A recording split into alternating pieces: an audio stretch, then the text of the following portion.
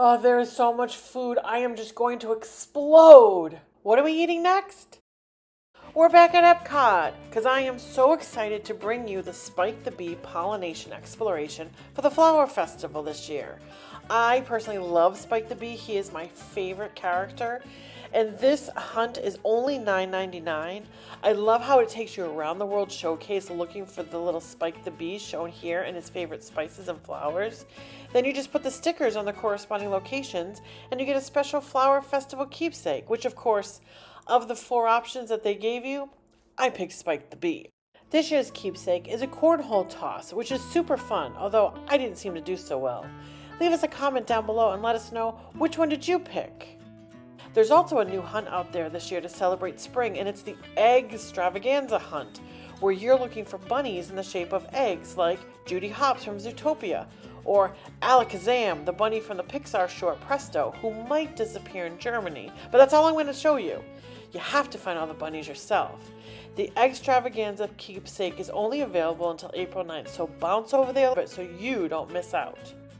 So I was fortunate to be in Germany at the time when the Hummel boy and girl came out to ring the bell so that the glockenspiel will ring to hit the top of the hour.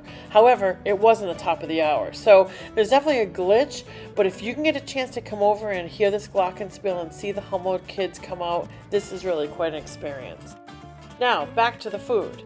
Now, Italy hasn't had a great record of good food at kiosks, but they had a couple of things I was willing to try. So let's talk about the cannoli. The shell itself was very thick. It was definitely covered in chocolate. You could taste the peanut butter and the ricotta filling. It was okay. It was just okay. Don't eat it all. So Megan, how's that? Hey friends, so we're over here at the Primavera kiosk in Italy, and we got a porcini, which were tomatoes with mozzarella balls and a pesto, and it came in this really cute little cup. Really good, nice and fresh. The pesto was not too strong. Perfect. On to the next. Here's the cup. Cute. And on to the next. Another highlight of the Epcot Flower and Garden Festival is the Garden Rocks concert series. This always has an amazing lineup. I got to listen to Evolution Motown, who were playing She's a Brick House here at the American Gardens Theater at Epcot. Now, these bands are playing until May 27th, and the show times are 5:30, 6:45, and 8 o'clock. And I'll put a link in the description of the lineup of people who are coming. But it's everyone from Richard Marx, Rick Springfield, the Commodores, Plain White Tees, Sister Hazel, Pointer Sisters. There's just so many great bands coming. This concert is totally free, and there's even a dining package that you can reserve through My Disney Experience with various restaurants around the showcase. Definitely something to check out. Another cool activity for the Flower Festival is the Butterfly Landing, sponsored by Advent Health. It's an enclosed tent with all types of plants and trees that attract butterflies. This is such a great place to learn about the life cycle of the butterfly and ways in which you can build a butterfly habitat in your garden back home. As you walk around the butterfly area, there's all types of butterflies flying around you. Sometimes they land on you or on nearby plants to take a drink. They have boxes where they have chrysalis in different life stages and some preparing to leave their shell and fly. It's a great environment to teach people about the life cycle of a butterfly. Be aware, sometimes little ones don't always enjoy having butterflies land on them. Also, the chains at the entrance and exit of this tent can make it difficult for strollers and wheelchairs to get through, so please assist others. Now, back to the food.